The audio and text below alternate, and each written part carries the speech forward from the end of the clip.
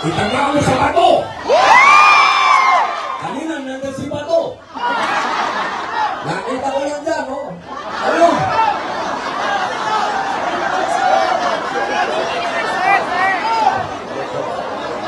Maraming salamat po sa mga dasal po ninyo. At hihingi pa po namin ang dasal nyo pa para maging matagumpay po lahat ang laban na inuumpisahan po ni Senator Alan Cayetano. Maraming salamat po.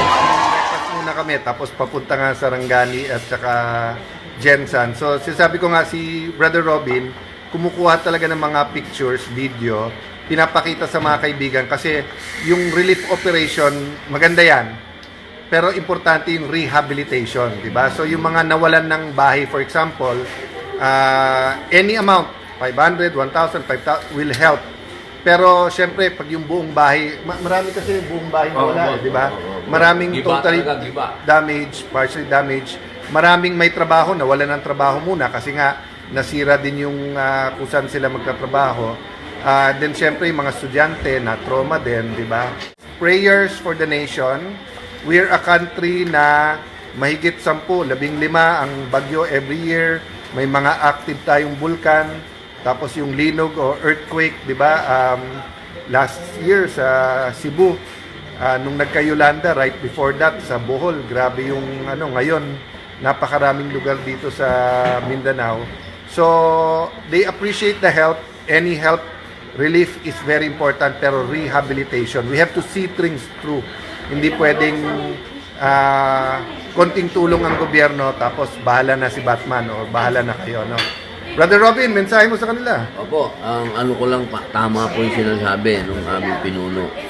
Kumbaga ho sa may sakit ka, hindi pwede puro biogesic. No, hindi pwede puro relief lang. Dapat meron po talagang plano. May gamot talaga doon sa cancer ng ating lipunan. Kaya ako po ay mga mahal pong kababayan, maraming salamat po sa inyong suporta sa aming pinuno, sa aming samahan. At naniniwala po kayo na kami po ay nandito para sa inyo. Sa lahat po ng tumutulong dito po sa nangyari sa Mindanao, maraming salamat po. At sundan po natin ang mga aksyon ng aming pinuno. So, binabati din namin ni Robin yung mga galit sa Facebook. may mga kasama kasi kami galit na galit pag nagpe-Facebook kami. Pero so far, natutuwa naman yung mga kasama namin dito.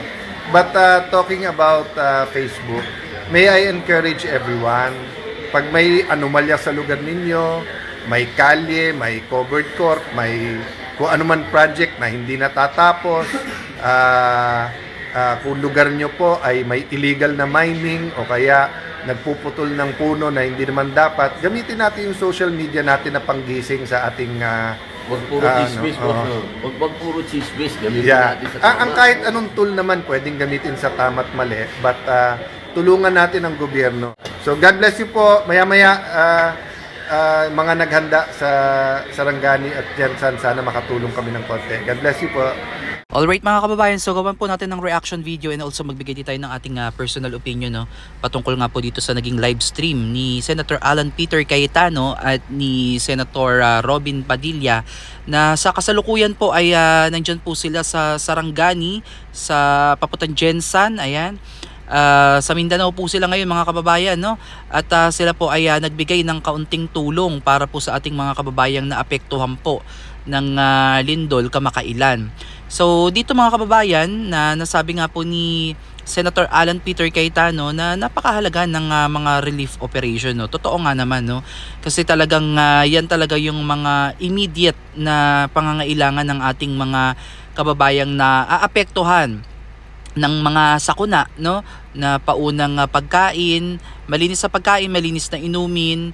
Kung maaari may mga ano pa diyan, no? May mga damit at pansamantalang matutuluyan yung mga ano nila, matutulugan dahil nga po yung nangyari nga po dito po sa paglindol mga kababayan, napakarami pong mga gusali, napakaraming mga residential, maging mga establishmento na talagang partially damaged or talagang totally damaged.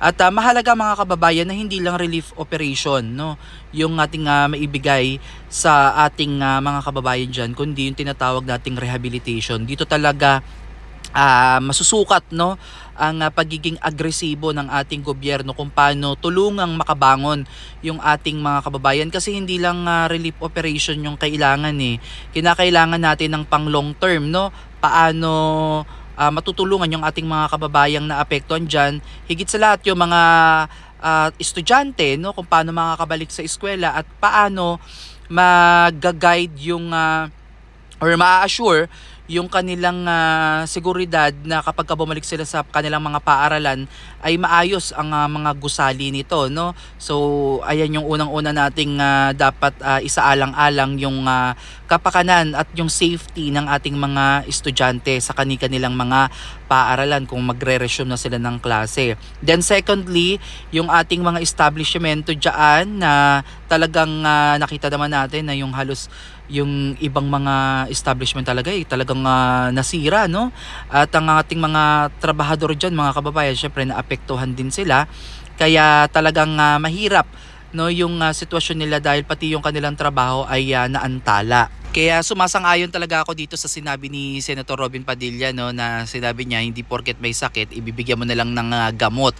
Hindi lang basta ganun kasi kinakailangan talaga doon tayo sa pinaka ugat, no, ng lahat at maano talaga magamot yung di umano, di ba, kunwari cancer, yun talaga maalis yung cancer sa lipunan, yun yung kanyang ibig sabihin. So parang kung ihahalin tulad lang natin itong mga kababayan sa nangyari ngayon dito sa ating mga kababayan sa Mindanao, hindi lang basta relief goods ang kinakailangan nila, syempre kinakailangan din nila ng rehabilitasyon para sa mga kalsadang nasira, mga gusaling nasira, mga paaralang nasira dahil po sa epekto ng napakalakas na lindol dyan, upang makapagpatuloy po sila sa kanilang pamumuhay at makabalik sa pang-araw-araw nilang gawain, no? Dahil mahirap po, mga kababayan, no, kung palagi na lang relief goods aasa. So mahirap talagang makabawi ang isang lugar kung ganyan lamang, no?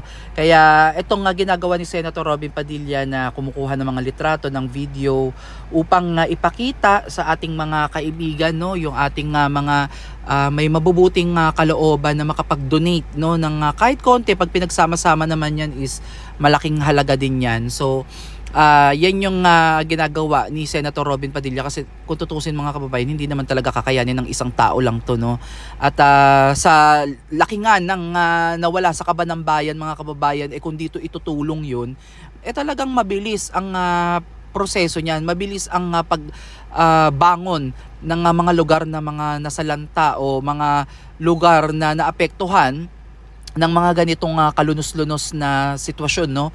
Kaya talagang maano talaga, no, mahirap yung pinagdadaanan ng ating mga kababayan diyan. Pero ganun pa man, sinisikap naman ng ilan nating mga kababayan sa gobyerno na talagang tugunan yung kanilang pangangailangan. Pero for me, rehabilitation talaga is more important, no, sa mga panahon na to, dahil yan po yung mag-aangat ulit doon sa bumagsak na kabuhayan, bumagsak na sitwasyon ng ating mga kababayan dyan sa Mindanao. So kung mabibigyan sila agad ng agarang tulong, makapagpatayo ng kanilang bagong mga paaralan, kung hindi naman natataga safe yung kanilang mga building, wag nang pilitin talaga, no?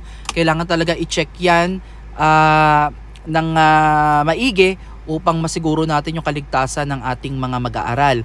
And also sa mga establishment naman na talagang pinagtatrabahuan ng ating mga kababayan dyan, dapat din, kahit sabi mong pribado yan, mga kababayan, mabigyan din kahit papaano ng konting assistance, o kung paano yung pagko-collect ng mga debris na nasira, yung mga ganong bagay ba, no, na mapabilis yung pagbalik ng kuryente, mga bubagsak na poste, pag-aayos ng mga kalsada kung nagkaroon man ng mga landslide sa lugar, no, ayusin agad mga bahay na nasira, tulungan ng ating gobyerno at magkaroon ng payak, no, magkaroon ng talagang alam niyo yung direksyon sa rehabilitasyon para makabangon muli yung ating mga kababayan.